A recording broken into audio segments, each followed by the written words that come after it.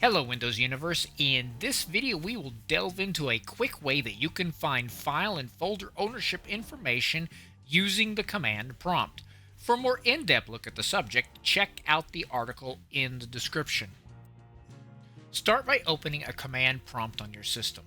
Type in cd /users/micha, or your username, the location here for desktop, and the folder name. Now, to check the ownership of the folder only, then you would type in dir /AD and hit enter.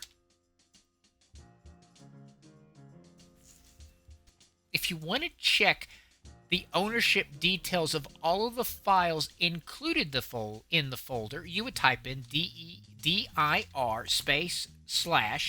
/Q. And as you can see, for each one of the file folders in the desktop, we list the owner. For more helpful articles to help you maximize your Windows experience, go to our website, thewindowsclub.com. Do not forget to give this video a thumbs up and subscribe to our channel, where we are always adding new content aimed at making you the master of your digital house. Thanks for watching and have a great day.